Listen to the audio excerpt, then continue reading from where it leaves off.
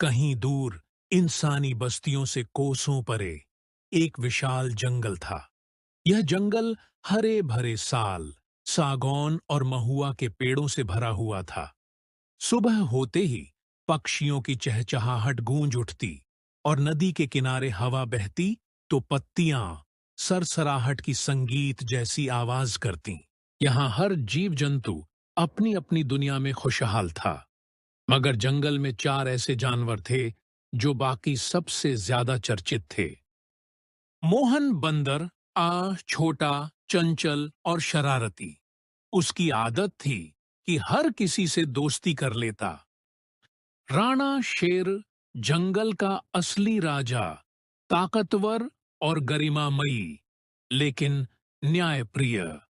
भीम बाघ, बेहद ताकतवर, शिकार में माहिर मगर गुस्सैल और उतावला। चौथी अचतुर लोमड़ी, चालाक, बुद्धिमान और हमेशा अवसर की तलाश में। एक सुबह नदी किनारे आम का बड़ा पेड़ खड़ा था। पेड़ पर पक्के आम लटक रहे थे और उनकी मिठास की खुशबू पूरे जंगल में फैल रही थी। मोहन बंदर डाल पर बैठकर मजे से आम खा रहा था। मोहन हंसते हुए, वाह, ये आम तो सचमुच मीठे हैं। अगर रोज ऐसे आम मिले तो जिंदगी मजेदार हो जाए। उसी वक्त भीम बाघ वहां आ गया। उसकी आंखों में गुस्सा था। भीम बाघ गर्जन करते हुए, मोहन, ये पेड़ मेरे इलाके में है। तू यहाँ क्या कर रहा है? मोहन मुस्कुराते हुए, अरे भीम भाई, पेड़ तो धरती के हैं, इंसान या जानवरों के नहीं। थोड़े आम खा लेने से तुम्हारा क्या बिगड़ेगा? भीम को यह बात बुरी लगी। उसने अपने पंजे जमीन पर पटके, मत भूल, मैं जंगल का सबसे ताकतवर जानवर हूँ। अगर मैं चाहूं तो तुझे अभी पकड़ लूं। तभी ठग तो राणा शेरफान वहां पहुंचा। उसकी चाल में रौब था। भीम, ताकत का मतलब दूसरों को डराना नहीं होता। जंगल सबका है और सबको जीने का हक है। भीम ने आंखें तरेरी और कहा। अगर सब बराबर हैं, तो राजा की जरूरत ही क्या है? राणा शेर ने धीमी मुस्कान के साथ उत्तर दिया। राजा का काम हुकूमत करना नहीं, न्याय करना है। भीम चुप हो गया, मगर भीतर ही भीतर उसकी नाराजगी और बढ़ गई। यह सारा मंजर पास की झाड़ियों में छिपकर अचतुर लोमड़ी से देख रही थी। उसने सोचा, चतुर लोमड़ी मन ही मन, वाह, यही तो मौका है। अगर शेर और बाघ आपस में भिड़ गए तो जंगल की बागडोर मेरे हाथ लग सकती है। लेकिन वह भीम बाघ से अकेले मिली।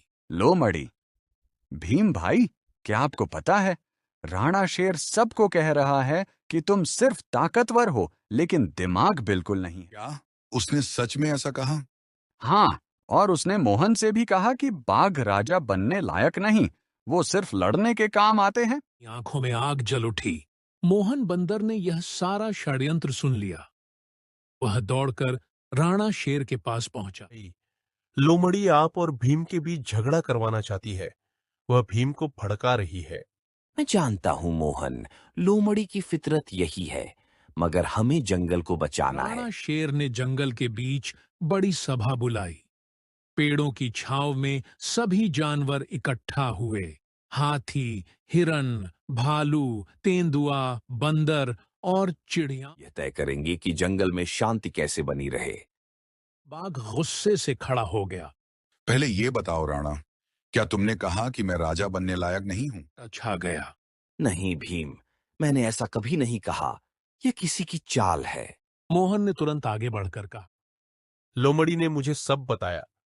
वही तुम्हें भड़का रही थी। की नजरें लोमड़ी पर टिक गईं। लोमड़ी हड़बड़ा गई। नहीं, मैं तो सिर्फ जंगल की भलाई चाहती थी। सारी बातें विस्तार से बता दी। अब भीम को एहसास हुआ कि वह धोखे में आ गया था। मुझसे गलती हो गई। मैंने जल्दबाजी में तुम्हें गलत समझा। मान लेना ही बहादुरी है भीम। सभा खत्म होने से पहले राणा ने सबको संबोधित किया। अलग अलग ताकतें लेकर पैदा हुए हैं। कोई ताकतवर है, कोई चालाक, कोई चंचल। पर अगर हम इन्हें एक दूसरे से लड़ाने लगें तो जंगल खत्म हो आज जाएगा। से मैं अपनी ताकत डराने के लिए नहीं, बचाने के लिए इस्तेमाल करूंगा। मोहन बंदर कूदते पानते बोला। और मैं सबको हंसी और दोस्ती बांटूंगा। लोमड़ी झेंपकर बोली। चालाकी का इस्तेमाल बुराई के लिए नहीं, भलाई के लिए करूंगी। उस दिन के बाद जंगल में नया नियम बना। सब बराबर हैं और सब मिलकर ही राजा हैं। शेर न्याय करता, भीम बाघ सुरक्षा देता, मोहन बंदर सबको खुश रखता और लोमड़ी अपनी चतुराई से मुश्किलें सुलझाती। जंगल में शांति और दोस्ती कायम रही। ताकत का सही इस्तेमाल दूसरों की रक्षा में है। चालाकी अगर भलाई के लिए हो तो वरदान है, बुराई के लिए हो तो अभिशाप। सच्ची दोस्ती और एकता ही सबसे बड़ी ताकत है।